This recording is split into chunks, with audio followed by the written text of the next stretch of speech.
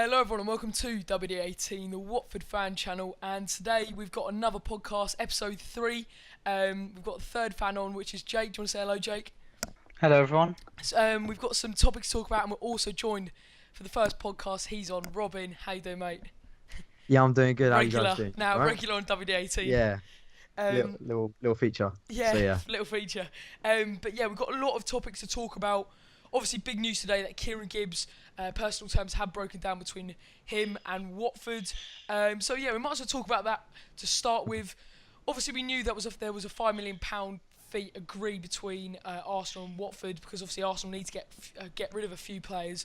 But now I'm hearing that West Brom have had a £7 million offer accepted. So lads, are you a little bit disappointed to not see him join, or do you think it's not a wise move for Watford? No, I'm disappointed because I think especially if we're going to let him go to West Brom, who could be rivals for a top half finish, you know. So I would have liked to see him come here, but it says more about Gibbs if he doesn't want Yeah. a pay cut, Exactly. you know. Yeah, If I he's think happy to just sit on the bench, not playing for more money, then don't want him here really. That's So. the difference between, I'd say, Gibbs and Chalobah, because Chalobah had a big money contract from Chelsea put to him, and instead he's still getting a lot of money, obviously, because he's a Premier League footballer, but he's taken less money, but he's got that regular first team football. Gibbs would have had that here at Watford, but Yeah. he's decided. It says personal terms, but I think that just means wages, really. Exactly. Yeah, I You think he wants more, and I don't think a player like that would fit in Marco Silva's team. I don't think the manager would have liked that at all. Like Jake said, it does say a lot about Gibbs, because let's be honest, he hasn't been a regular for Arsenal for around 5 years. He's literally just, I know. you know, he's been sitting on the bench. He's been floating about. He's just done. He's made a couple of appearances in whatever it is, the Carabao, it's now Carabao Cup, the League Cup. But like, I don't know what about you, but like, I've actually never seen anything from him that's gone. Oh, yeah, I'm happy to see him join. I'm not too fussed, to be honest with you. Like there was a few rumours a couple of years ago that this is going to be the big England left back for the next 10 years. But then you've seen Danny Rose come into Tottenham, step up a gear, and Gibbs just hasn't really kept up with other people in his position. And he's always just been like second or third choice. And I think he hasn't improved over about 4 years at Arsenal. I don't really mind that he's going to West Brom, because that's West Brom paying a bit more money for the bid and probably more for the wages. And I'd rather us maybe look for someone else, or maybe shore up somewhere else. And the thing is, I don't know what you think about this, Jake, but if I'm going to be honest, I don't think he's better than Holobas. Obviously, he's got the age on his side, but I mean, it would be another homegrown player to the squad, so it would be a little bit of a coup. But at the same time, Holobas, I really rate Holobas. Obviously, he's got a bit of a nasty streak to him at times. We saw against Bristol City. Yeah. But like, what do you think? Do you think Holobas is good enough, or was Gibbs, do you think, an upgrade on Holobas if he had joined? Well, no, I definitely rate Holobas, but I think Gibbs would have been a really good signing, just either to sit on the bench or to go in the first team. And to be honest, I don't know if we're going to get much better than Gibbs. That's true. As That's far what I as was our thinking. We'll go on to options. the transfer business till deadline day on Thursday. But that's the thing. Like, are we now looking at? Are we going to get another opportunity to sign left back? I know Moreno was linked. I think basically we've got Holibas there, and he's used to doing his job. And I think he was a bit unlucky against Bristol City, because the 2 yellow cards weren't terrible, and the second one actually he was genuinely going for the ball and just mistimed it a bit. So I did feel a bit sorry for him, because he was a good player on that night. But I think Marco Silva's showing that he obviously wants to shore up that defensive position, but he's going to make a decision as to how much money he spends. I think he's going to be quite clever, and he's not just going to go around splashing ridiculous amounts. And I think that shows good qualities in him, in Marco Silva, compared to anyone else. True. Yeah, that is so true, because we've seen. I mean, if the deal had gone through, it would have been around 15-20 million pounds for Chalobah. I think someone did the statistics that if the price of Chalobah, Hughes, and Gibbs was the same as Sam Clucas to Swansea or something, and like. Oh yeah, that was ridiculous amount, wasn't it? I was thinking, as soon as I heard that, I was thinking, Mark Silva is a very good negotiator, and he knows Mate, what he's doing. I hope that we keep Amrabat until Swansea, because I just want to see him run at Clucas again. Because I remember last season against Hull at home, he got absolutely violated and it was like if you saw Jake at the game on Saturday, Richarlison, they took off Bruno, and they put on he was really struggling against Richarlison. Bruno was having problems against Richarlison. He's our best player that game. Fair enough, but also Amrabat. Before we go back to Gibbs, but Amrabat, I mean, he's been linked with a move away. He's got a lot of stick from a lot of Watford fans for his recent performances since the start of the season and the back end of last season. And now Carrillo's come in. Do you see this the end of Amrabat, or do you think he'll be used as a squad player? That's the big question. Well, I hope he stays as a squad player, actually, because before he got injured against Tottenham last season, he was probably our best player, along with Pereira. You know, and he gets a lot of stick, I know, but I've never given him stick because he played really well in that period, and I think he's still got that in him. I think he's a good technical player. Like, he'll do well, but I think the only thing people get frustrated with is when he gets the ball, and I'm not sure because it's a lack of support, but he doesn't seem to want to take people on. He seems to go with his back to goal and then just play it back to the defence. That's the thing. Like, I've never put my finger on what stops him from taking on that defender, but I can only think it's a lack of confidence because... Yeah, because I would back him against most fullbacks. I think because he's got the physical aspect, hasn't he? Yeah, he's quick. He's got decent crossing ability when he's running with the ball. So I think it's something mentally, I think, maybe. I think it is as well, because you saw against Bournemouth, I think it was at home last season, 2-2, and for Deeney's tapping, he literally just got to the byline, shrugged off the left back who's like Charlie Daniels. He went flying, and it just shows that Amrabat has got it in him.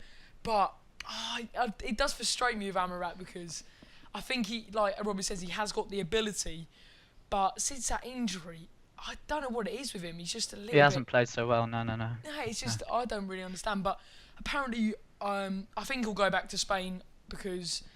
I think he probably enjoys it more. I was thinking that it's a little bit of a slower tempo. He can't really. That's something I've noticed with him. He can't really keep up with this kind of tempo of the Premier League. It might be the physicality of the Premier League as well. Weird, that he doesn't really like as much. Isn't he? Yeah, it's weird. He seems to have it on him, but I don't know. Yeah. No, it is weird. But just going back onto Gibbs, obviously it's personal terms that have been broken down. It must have been big wages, mustn't it? I can't really think of anything else. I think I was hearing he was on the medical stage, and he didn't go through. So, just a final word on Gibbs. Jake. Sorry, can you hear me? Well, I mean, it must have been a 30 grand a week pay cut for him to take. Yeah. But if it's playing every single week in the Premier League, I'll probably take it. I mean, and also Watford's a really good long-term project, and it's attracting a lot of players like Andre Gray and Chalobah. I think Chalobah's really looking forward for. I could see Chalobah as our captain within a couple of seasons. Definitely. No, and that's the thing with. Another thing with Gibbs that no one's taken into account, the location for Arsenal and Watford. He wouldn't have to move. He wouldn't have to it's not that sort of personal. It just doesn't make any sense. No, it's not that sort of personal terms, definitely. Yeah, it's got to be something to do with money. Yeah. But we'll go and continue with like transfers and stuff. I'll put this one to you, Jake. Do you think that's the end of our transfer business, or can you see another player coming in, or is there like a certain position you would like to see kind of upgraded? Well, I think we definitely still need a left back in because one senior left back the whole season, that's not going to be good enough. And as we can see with Chalobah, he gets a lot of suspensions. He did last season. He's already done it this season. We need another left back in. But I trust the Pozzos and Silva. They've done brilliant business so far, so I trust them. Robin, what do you think? Left back or a goal? Does the goalkeeper need an upgrade? I mean, a lot of people have been throwing about that. Gomez is kind of. Obviously he's aging now. But I mean, he got his fifth. He got the most. He's now like on the most amount of clean sheets for a South American goalkeeper, isn't he? In the Premier League. 50, so it shows he can still do it. But I'd say that I was reading the Golden Pages fanzine, and they were doing like the laws of the Pozzos, and one of them was like, do your transfer business secretly. So I've got a feeling we're going to sign someone, and a lot of people are not going to see it coming. Whether that's on deadline day or slightly before it, I still think there's one more signing left for us. Yeah, I think we've always kind of been a little bit surprised, but I mean, take Penaranda for instance. No one saw that coming, but at the end of the day, we've never actually seen him play. So that's the thing with the Pozzos. It can either work really well or it can go really badly. But goalkeeper-wise, for me, I think we do need an upgrade on Gomez, and Gomez drops down to the bench for me personally, because I think he is susceptible at times. I think he looks a little bit kind of... I know as a goalkeeper you can't really look off the pace, but from what I've seen from him, he does look a little bit kind of... not lethargic, but a little bit kind of rusty. I don't know what... There were a few moments just looked a bit against shaky Brighton. this season. There's a few moments against Brighton where the through balls got played in, and he... I'm sure you would have noticed it, Jake. He kind of ran out to go get the ball and then just stopped and then ran back because he had like and do you remember when Hemed hit the post? Yeah. When Hemed hit the post, he ran the other way, and it was like all Hemed had to do was tap it in. Luckily, he missed. And not when Knockout hit the post as well. He could have maybe died for that, but he did look a bit stranded. But I'm a goalkeeper myself, and I know there's some situations where you just don't dive because you're wrong-footed in that. So I'll let him off for those sort of things. But I'd like to see him stay on whatever happens, whether that is after he retires, coaching or something, because I think he's worked really well with the other goalkeepers, and I think with the signing of Bachmann, giving him a few runs out. Obviously, I would have liked to see Bachmann in the Carabao Cup. Unfortunately, won't be seeing that. But will they play him or Pantilimon in the FA Cup? I definitely see it happening. But I don't think Silva's going to look to replace Gomez. I think the fans might want it, but I don't think Silva wants it as much. I think a big message from Silva against that, like you touched on that Bristol City game, was the fact that it wasn't wholesale changes in the squad. It was a strong team. Yeah, he put a really strong team out, yeah. Very strong team out. And it said to me that he's one of those sorts of managers where, whether it's win, lose or draw, he's very kind of cautious about kind of a change or two. He likes to keep it the same week in, week out, if you get what I mean. And I don't think he really likes to kind of chop and change.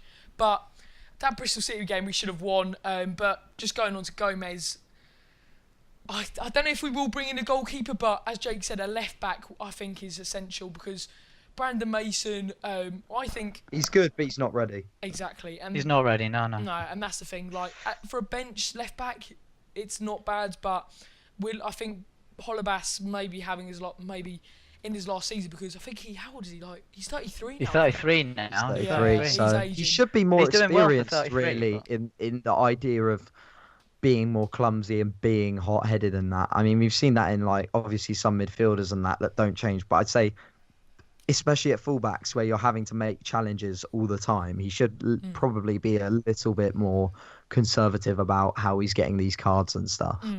And a final kind of talk about transfer business. We'll look at a couple of outgoings. Now, Robin's got one, I've got one. I'll start with me, and then we'll talk about Robin's one that he's got. So it's two strikers we're going to be talking about. Firstly, captain and skipper Troy Deeney. Now, he's been linked to the move away to, I think it was West Brom and Everton. Is it Everton? It's pretty much half the table are looking. There's rumours. Like I've seen people make tweets like Newcastle on deadline day will try and splash 20 million for Deeney or something. Someone will try and panic buy him maybe near the relegation zone. But I'd be really disappointed to see him go. I don't know. I think I'll be disappointed to see him go. Obviously, he's a legend. Whatever anyone says, like he's fat or whatever. I don't think he's given so much to this club. It would be sad to see him go. However, in my opinion, there's only so much longer you can give him, because I don't think, if you think about it, I don't think Okaka's going to stay. So who have we got up front? We've got Gray. At the minute, we've got Gray, Deeney, Okaka. And maybe Success. Sinclair's off. I think it's Sheffield United on loan. Yes, Sinclair's going on loan. Or 4 million or whatever. But Deeney, I don't think he's a starter. I think his performance against Bristol City was pretty forgettable. It wasn't horrible, but you could tell he's never had coming back with a bang from injury. It's always taken him about a month or two to get back into the swing of things. We saw that at the start of last season as well. So I think Marco Silva will keep him because I think he's good competition and different plans from Gray, especially with Okaka as well. I think those three giving each other competition and maybe working with each other could actually be very good and very productive. But do you think? Yeah, I agree. Do you think him and Okaka are kind of similar players, or do you think one's better than the other? They have different dynamics, don't they, Jack? Yeah, I mean, like, Deeney's the powerful one, Gray's the pacey one, and then you got Okaka, which has kind of got pace and power, and that's why I like him so much. I like against Okaka. Liverpool. Against Liverpool, you know, he was one of our best players, definitely, and I was disappointed not to see him play against Bournemouth, but Gray played well then. Completely But my then against reaction as well. Brighton, Gray wasn't so good, and I've been thinking with Gray. I know Silva wants to play the 4-2-3-1, but we need to try Gray with a partner at some point because his whole time at Burnley he played up top with Sam Vokes, defensive And they work style, really well. you know, Yeah. and they work well together. So Deeney and Gray, Okaka and Gray, either combination, I think would be really good. We've got to try it. Which one would you prefer? Just saying, sorry, Robin. Jake, Yeah, which one would you prefer? Would you prefer Deeney? I think Gray is probably his first choice now. But is it Deeney and Gray or Okaka and Gray? Probably Okaka and Gray, just because Okaka started a bit better this season. If we keep him, that is, you know, because he could be off. But sorry, Yes. Robin, what were you going to say? I was going to say that obviously if we kept it 4-2-3-1, I think Deeney would, once he got back to full fitness, I think he'd be able to play maybe in behind Gray or the other way around, because then Deeney did work defensively last season. There are a few games where he played on the wing and stuff like that because Matsari put him in that 4-5-1 or whatever we were playing against big teams. So he has got, I think Deeney's got the defensive capabilities. So I think they will be a 2 when they're like attacking, but I think it can still stay as a 4-2-3-1, yeah. I think we saw Because you can see Yeah. Cleverley do that with the pressing. Yeah, that's the thing. Cleverley gives you that energy in the midfield, but I think we saw it with. I mean, it was different with Flores because he set up in a kind of 4-4-2, but you saw it with Deeney because he played just off the striker with Igalo, and you saw, especially, let's pick one game, Liverpool at home, where Deeney was playing those balls over the top to Igalo, and you saw that he has got the vision and kind of hold-up play, but, I mean, it is a little bit deeper to kind of play in that attacking midfield role. Whether he'd suit that, I don't know. I don't know what you think about that, but do you think once Deeney gets back to full fitness, he'll play, for example, I think Chalobah and Decore are the kind of certain ones in the defensive midfield role. Definitely. Yeah, So it's either really it's between, for that attacking midfield spot, Hughes, Cleverley or Deeney. Pereira as well. But I think Pereira's going to I think he'll play Pereira Pereira out wide. Yeah, that's what I was thinking. Yeah, fair enough. He's been flourishing there out wide. Yeah, but Deeney can definitely play attacking mid because he did it with Igalo, and I think Gray can do what Igalo did if they play together. I think. I don't know. For me personally, I don't think Deeney's really got much of a future. He hasn't got much of a future if Silva's going to continue playing this style of this formation really, because I agree with that. It doesn't suit him at all. I think personally, I rate He that works he's great played with a heavily partner. to start. Do you think Hughes is going to have a chance this summer? Sorry, not this summer, this season. Well, I'd like to see a bit more of him, but I'm not sure. You know, maybe not this season, maybe in the future. He's still got a bit against to learn. Bristol City. Yeah, I think he's still got a little bit to learn. You can see against Bristol City he was trying stuff, which was good. He had a bit of flair about him, but I think he just needs a bit more time to get more engaged with the rest of the squad, because he did seem a bit disjointed against Bristol City with his passing and that. But he's young, he's getting used to it.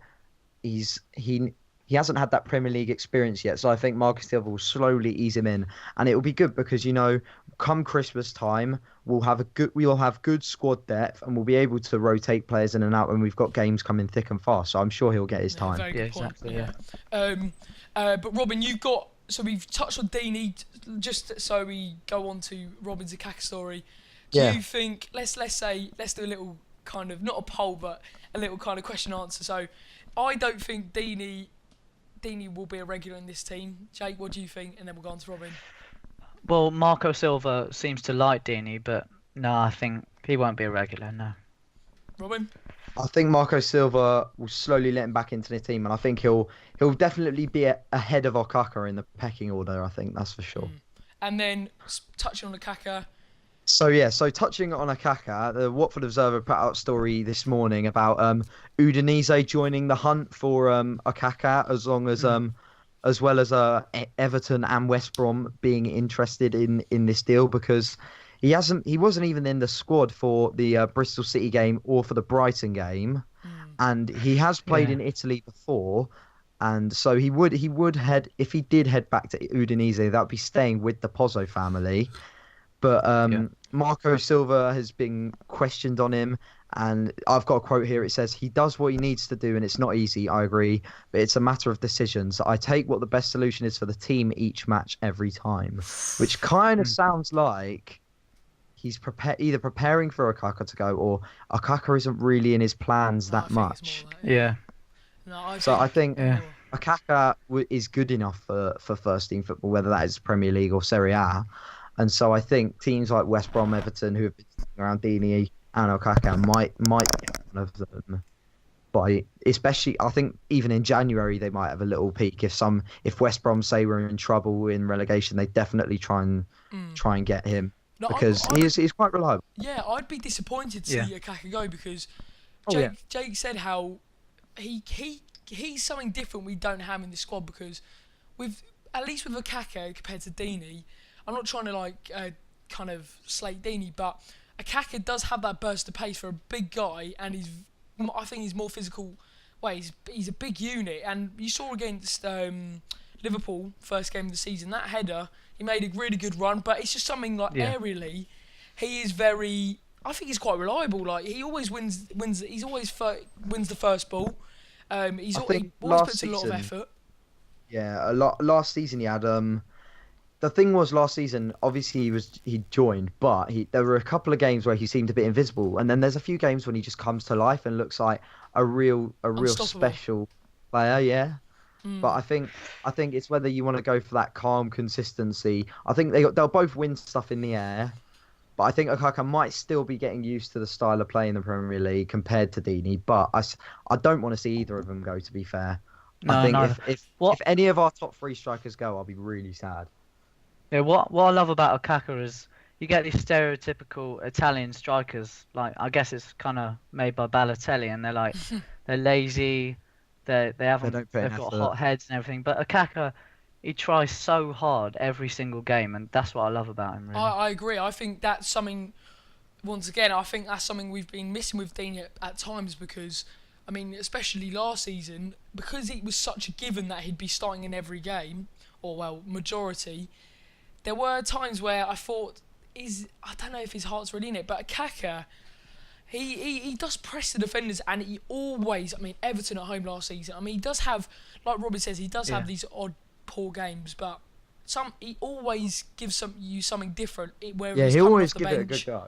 Whenever he's coming off the bench starting, he gives that kind of, I don't know, he just kind of gives something different that we don't already have, and I think, personally, I'd keep Okaka over Deeney.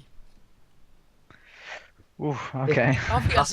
That's a really tough decision. I think also saying if you had to get rid of, I don't think. I wouldn't get rid of him out of choice, but if it was a toss-up, personally, I think Deeney. I know he's just come back from injury, but I personally think for Marco Silva and the best for the football club, it'd be better to keep Okaka than Deeney. Personally. He'd be good coming off the bench, because obviously he's got that pace. I think if you played Deeney with Gray or something like that, Okaka's a brilliant substitute to bring on. And I think those three would have that similar thing. So either Gray wouldn't start, and it can work against different teams. So I think he's a really good player, and we shouldn't get rid of him at all. Yeah, I agree. And Okaka, I think, definitely, like you said, we shouldn't get rid of him, in my opinion. I think we all agree that we shouldn't get rid of him. Is that right? Oh, yeah, I agree, yeah. Fair enough. Yeah. Let's have a talk about Saturday's game. No, we'll go on to Chalobah. Yeah. Saturday's game against Bournemouth, Brighton. Bournemouth obviously was a good win, but Brighton. I saw the highlights because obviously I was away. I mean, let's talk about the red card to start with. That was the main talking point. Oh god. The replays. Wow. The replays look worse, to be honest. The replays just make it look so. I saw the highlights, right, and when I first saw it, I was thinking, he's just played for a tactical foul here. bet he was literally just trying to hurt him. That was horrendous. I don't know. I think he just wanted to like have someone take a photo of him like mid-air doing a kung fu pose. That's the only reason. Just like to put on his bedroom wall or something. Just like, yeah, look at me. Absolutely horrendous though. I think when I did the vlog, I did a vlog for 90 Min. I think we might put that up on the channel as well, because then you see my reaction is literally everyone around me as well. It's just like, it's either absolute shock or anger at what have you done that for? Because Knockhart is going nowhere, to be honest. No, he's going nowhere. Yeah. It's not that much. I mean, I couldn't understand it. I was with the 1881 the other end of the stadium, and I mean, he was just flying into Knockhart, and Knockhart was running the ball out of play. Yeah. Uh, I didn't understand it. My dad said the exact same thing. He was literally going nowhere, and Britos decided to basically kung fu kick him off the pitch. And it was just every time I watch it back, it's trying just to injure him. He's trying to injure him. It looks worse, yeah. And it was the fact he actually went to the ref. He actually looked surprised. Oh, yeah. He was like, "What? You're sending me off? What?" But I mean, I'll take this from you guys. I'll ask you what you think. What were the main? Let's have a look. So obviously, negatives were obviously Britos. Were there any players or kind of anything about Silva you thought was a little bit negative that you thought for the game that was wrong, or do you think it was that kind of changed the game that Britos? I don't know what you think, Jake, but can you agree with me that before the sending off, we did look pretty good attacking wise? Yeah, we did, and if we hadn't have Britos sent off, then we probably would have won the game. Yeah. And we could have won the game even with 10 men. So we were good, and I rated Silva in that game. I think he made the right substitutions after the sending off. I think he was really wise to bring off Amrabat and play cleverly at mid as well. I think that was probably the best decision, because I would have been really gutted to see Cleverly go off instead. But that's obviously Mark Silva did make from what I'm hearing, the right decision to make the right substitutions. But were there any looking at? I'm not trying to be negative or anything, but were there anything apart from the Britos red card where you thought a certain player didn't play very well? I mean, Jake said how Andre Gray didn't do much. I'd say our worst player was probably Andre Gray, but I can put that down to either lack of service. But I think when you go down the 10 men, you really want your striker to try and up a level and just try and give it his all. But I think he kind of tried. He didn't really up that level. He kind of stayed on where he was, which was okay at the start. But then it kind of got highlighted a bit more when we were down to 10 men. And the few attacks we had, I think Richarlison tried to put the ball into the box and he was just nowhere near it. We'd counter-attacked because we'd done that a few times and he just wasn't keeping up really. That's the thing. Like, I mean, if you're saying that, I mean, that's surely what we brought him in for, isn't it? Like, to run behind from the counter-attacks. That if he wasn't doing that, then do you think he looked a little bit off the pace? He did. I mean, his first touch for me wasn't good enough, because I'm so used to seeing Deeney bring the ball down with his chest or Okaka hold the defender off, but Gray lost the ball quite a few times after a long ball. So I think both defences weren't particularly troubled that much. I'd say Watford defences, our defence looked a bit more stable even after the red card. But I think Brighton would have gone away with that a bit like, well, we weren't really troubled that defensively, and they would have been sad maybe not to try and get a goal from that game at least. I mean, my dad gave me a little match report, but he was kind of saying how that Brighton were unlucky not to get anything out of the game. Well, like get a win out of the game. That's what he was saying. Yeah, they would have been sad going away from that, because they had a big opportunity there to pick up some points, which they're going to really need against a team. Let's say we're within kind of 5 or 6 places of them, so they can. There was a chance they could have maybe taken points of us if we hadn't been on the game, especially with 10 men. Yeah, and he also said how kind of obviously the red card did change the game, and I think Britos, it's just so typical. I think how many times have we seen that? I mean, we've heard it all before when he was at Napoli, I believe. I mean, that Morata headbutt, but Preston away, Brighton at home. He's now known for, like Chalobah, to make some rash challenges. Well, he's had the most sendings off for a centre back, I think, over this season and last season, I think, because he's had 3. Blimey. Yeah. Which shouldn't really be a thing. I think Yeah. he shouldn't really be getting sent off that much. I can allow yellow cards in that, especially for defensively minded players. But it But gets to a point. yeah, there gets to a point where there's now a lot of centre backs ahead of him now. Because I don't. People were like, oh, we might need to bring in a new centre back. We don't. We've got Prodil, Kabasele, Cathcart, Britos, Kabul. I think it could be Prodil and Kabul now for the rest of the season. I was just about to say, like, because obviously Britos played left back, didn't he? Because obviously Holobas got sent off. Yeah. That red card showed he was a little bit suspect at times. But centre back wise, I mean, let's say Britos is going to be our centre back. But that is obviously another reason to get another left back, because in Holobas's case, get sent off. But going on to the centre backs, who's your two main centre backs? In my opinion, I think it should be, because obviously I think Kabasele came back, didn't he? So we've now got four top quality centre backs. Yeah, we've got 4 top quality centre backs. We've got Cathcart as well coming back, but I think he's not going to get a lot of action. But I think Prodil's the one we should mould it around, kind of the Definitely. He's the leader along that back line. And then who would you partner him with? Well, against Brighton, I thought Kabasele was actually really good, and I was quite surprised, to be honest, because I'd never seen him play that well. I'd like to see him play again a few times, but for me, it's Kabul in the long term. Kabasele when he can play. Right now, Kabul looks like Kabul's still only like the same age as Holobas, really. Which, when you think about it, I think he's around that age. When actually he's been around for a long time, so he knows the Premier League quite well. He might have made a few mistakes, say at Sunderland, definitely, but I think that might have been the overall team. I think next to Prodil, it makes the back four look much more secure than I'd say with anyone else next to him. I mean, not just a Brighton game, but I think Feminier looks very good as well. Do you think he could be? He does. Do you think him and Janmat are gonna have a competition? Yeah, that's what I was going to say. Yeah. Do you think that's going to be kind of touch and go whether Janmat? Because obviously it's unlucky from Janmat because he came in to the team. He's obviously had his injury problems, and to get on the first game of the season about 15 minutes in, I felt really bad for him. But Feminier's taking his chance at the minute. Yeah, Feminier has really made a statement. Because it's a different style, I'd say, Feminier. He's a bit more quicker and agile, but what he might lack in attack, Janmat definitely makes up for defensively. Yeah. And even then, Janmat's a good wing player, because you've seen that from him and Amrabat. But I think if you're playing Amrabat out wide, you definitely need a good right back behind him. I think that's now what we've sorted. That's the thing. A lot of people have thrown up the suggestion. I think it was just before Carrillo signed. Obviously, it's not really a problem now, but Feminier to play at right mid, and but we don't need now. But Feminier's playing right mid, and then when Janmat comes back to play at right back, do you think he could use that in the FA Cup, or do you think Carrillo's just going to be the main right mid now? I actually think against games where we're not sure we're going to win, that might be a good thing to do. But if we're the better team, then But if we're the better team, then put in the more attacking winger. And then finally, to wrap up the podcast, it's been a really good podcast again. Let's talk about Nathaniel Chalobah's England call-up. I think it's well deserved. Just from the start of the season, he's looked.